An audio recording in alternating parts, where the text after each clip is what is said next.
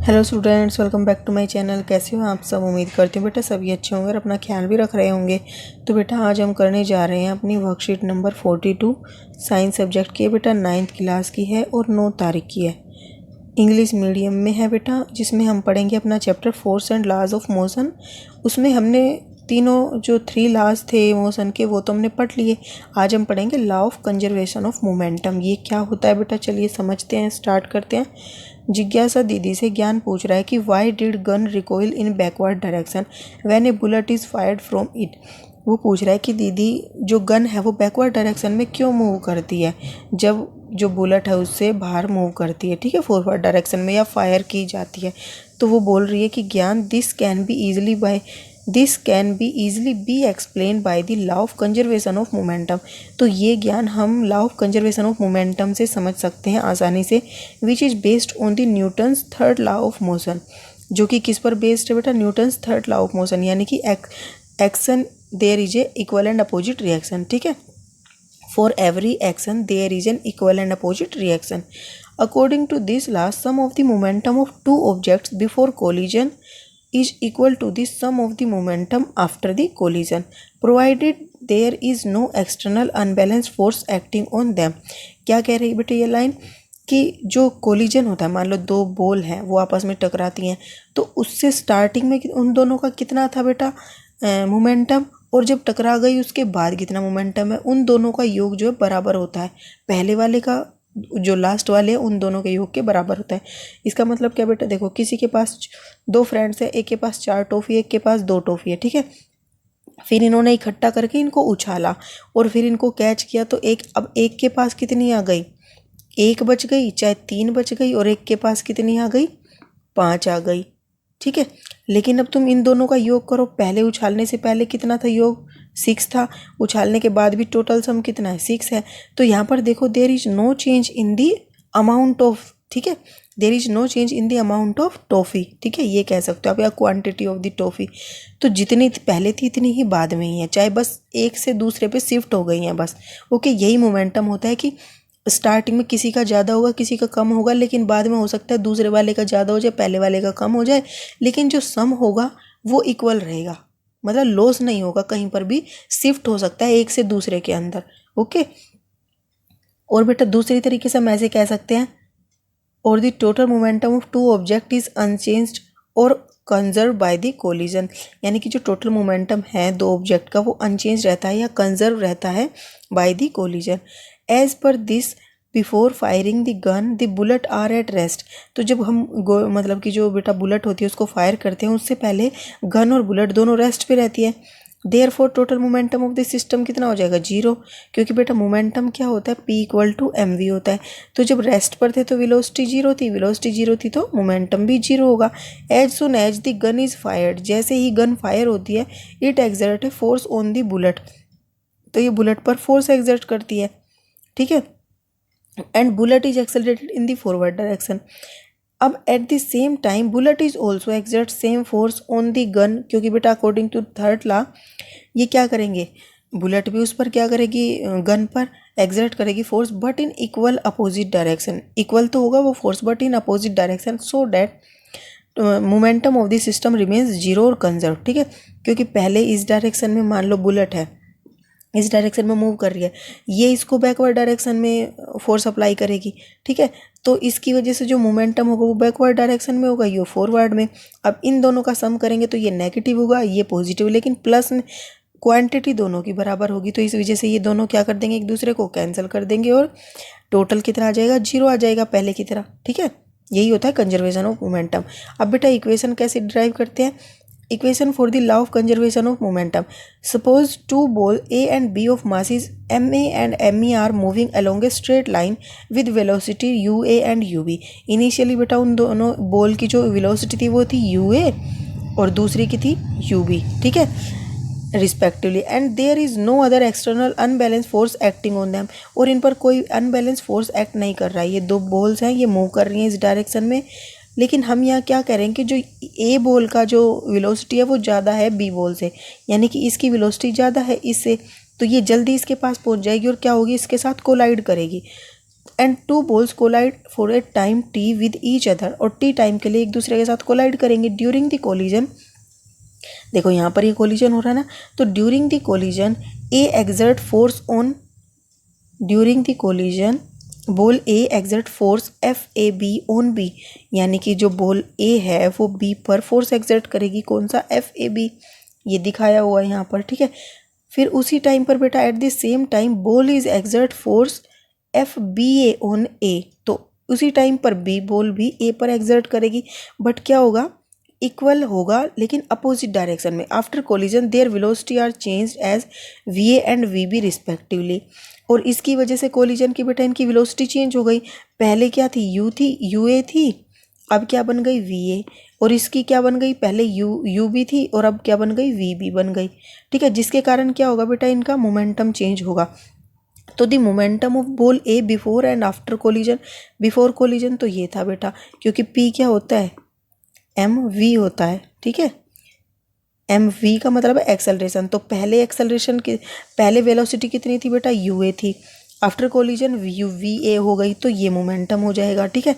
अब the momentum of B before and after collision, same इसी तरीके से बी आ जाएगा, बस ये वाला हो जाएगा respectively. Therefore the rate of change of momentum of A ball A during collision, अब बेटा rate of change of momentum क्या होता है, हमने क्या कहा था, चेंज ऑफ मोमेंटम क्या होगा, ये फाइनल में से इनिशियल को माइनस कर दो, तो ये क्या आ जाएगा हमारा, चेंज इन मोमेंटम आ जाएगा। ऐसे इसका भी चेंज इन मोमेंटम आ जाएगा, लेकिन जो चेंज इन मोमेंटम क्या आएगा, अब देखो यहाँ से एम ए कॉमन ले लो, तो क्या आएगा, V A minus U A, ये हमारा ए बॉल का मोमेंटम आ गया, चेंज इन मोमेंटम आ गया, ठीक है। अब जब चेंज इन मोमेंटम को हम टाइम से डिवाइड कर देते हैं, तो ये हमें क्या देता है बेटा, rate of change of momentum क्या देता है, ये तो पहले तो ये तो चेंज इन मोमेंटम है, टी से डिवाइड किया तो rate of change of momentum हो गया। और rate of change of momentum बेटा सेकंड लॉ के अकॉर्डिंग क्या होता है, जो फोर्स अप्लाइड किया जाता है उसके इक्वल होता है। तो ये ए के द्वारा जो बी पर फोर्स अप्लाई किया उसकी वजह से क्या हो गया, ये मोमेंटम हो गया, ठीक है। इसी तरीके से बी का निकल जाएगा, एफ बी ए किसके बराबर हो जाएगा, M B V B minus U B upon में टी, तो इस तरीके से आ जाएगा, ठीक है। तो दोनों फोर्स निकल आएंगे हमारे इस तरीके से rate of change of momentum के इक्वल होके। तो rate of change of momentum of ball A during collision similarly क्या हो जाएगा बेटा, देखो ये दे रखा, ठीक है। Similarly the rate of change of momentum B during collision क्या हो जाएगा, ये वाला हो जाएगा, ठीक है। According to third law of motion the force A B exert by the ball A and ball B on the end देखो A on the ball B, तो ये वाला हो गया। अब force B A exert by the ball B on A must भी equal होगा और अपोजिट डायरेक्शन में होगा, मतलब फोर्स इक्वल होंगे दोनों ही बट अपोजिट डायरेक्शन में होंगे। तो हम क्या लिख सकते हैं बेटा, इस तरीके से लिख सकते हैं दोनों को इक्वल, बस इसके आगे नेगेटिव का साइन लगा देंगे क्योंकि ये क्या है, अपोजिट डायरेक्शन में है, तो ये बता रहा है हमें। अब इन दोनों की वैल्यू पुट कर दो फोर्स की, तो ये पुट करेंगे और इसको सोल्व करेंगे बेटा, तो हमारे पास ये इक्वेशन आती है M A U A plus M B U B, ठीक है। और यहाँ पर क्या है, M A V A plus M B V B. तो यहाँ से तुमने क्या नोटिस किया बेटा, देखो ये इनिशियल था ए बॉल का, ये इनिशियल था बी बॉल का मोमेंटम, ये फाइनल ए का, ये फाइनल बी का मोमेंटम। इन इनिशियल का दोनों का सम और इन फाइनल का दोनों का सम इक्वल है, ठीक है। यही तो बोल रहे हैं हम, जो इनिशियल और फाइनल मोमेंटम है वो क्या रहता है, बराबर रहता है। From this we observe that the total momentum of the ball A and ball B remain unchanged और अनकंजर्व, ठीक है। उम्मीद करती हूँ ये समझ आ गया होगा। बेटा क्वेश्चन आंसर कर लेते हैं। Right the law of conservation of momentum, तो हमने ऊपर अभी यही पढ़ा है बेटा। यहाँ पर क्या लिखोगे आप, according to this law sum of momentum of the two object before collision and is equal to the sum of the momentum after collision provided there is no external unbalanced force acting on them। और चाहो तो ये वाली line भी complete लिख सकते हो यहाँ से यहाँ तक, ठीक है। अब नेक्स्ट क्वेश्चन क्या है बेटा, नेक्स्ट क्वेश्चन है why does an air filled rubber balloon swing here and there while air escapes from the mouth of it.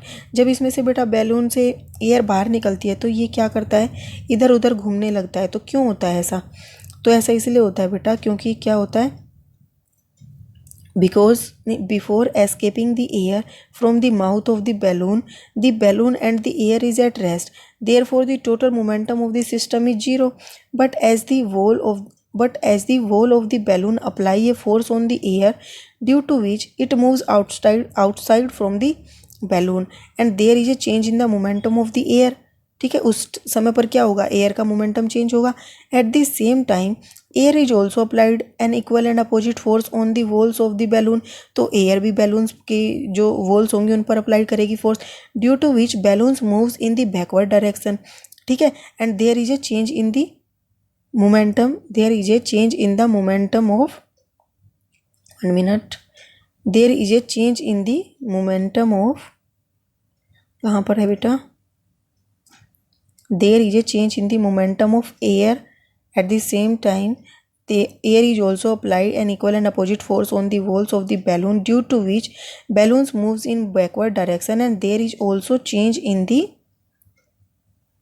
1 minute change in the momentum of balloon so that यहाँ पर so आएगा. ठीक है, ये वाला, so that the total momentum of the system will remain unchanged and this air filled balloon moves here and there while escaping from the mouth of it, ये लिख देना. तो इसीलिए हमें ऐसा लगता है कि जो बैलून है वो पीछे की तरफ मूव कर रहा है क्योंकि वो भी फोर्स अप्लाई कर रही है एयर, ठीक है, जो बाहर निकल रही थी.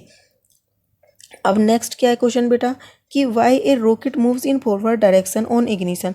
तो इग्निशन के टाइम पर जो रॉकेट है वो फॉरवर्ड डायरेक्शन में क्यों मूव करता है, तो क्यों करता है बेटा, देखो before ignition force applied by the gases and the rocket is zero. ठीक है, स्टार्टिंग में, and there is the total momentum of the system is zero. ठीक है, but during ignition huge amount of gases are produced in the rocket which moves outside from the rocket, but at the same time gases also applied equal and opposite force on the rocket in the opposite direction. ठीक है, opposite direction that is in the forward direction, so that the total momentum क्या होगा, so that the total momentum of the system remains unchanged and due to which we see the rocket moves in the forward direction on ignition. तो इसलिए हमें ऐसा लगता है कि rocket ऊपर की तरफ मूव हो रहा है जब इग्निशन होता है. ठीक है, क्योंकि फोर्स अप्लाई होता है उस पर. नेक्स्ट क्वेश्चन क्या है बेटा कि complete the equation of conservation of momentum for two objects A and be moving with the different velocities along straight line. तो स्टार्टिंग में क्या आएगा बेटा, एम ए यू ए. ठीक है, एम ए यू ए और एम ए वी ए दिया हुआ है तो यहाँ पर क्या आएगा, एम ए वी बी. ठीक है, sorry, M B V B. ये आपकी इक्वेशन पूरी हो जाएगी जो यहाँ पर थी इसी तरीके से.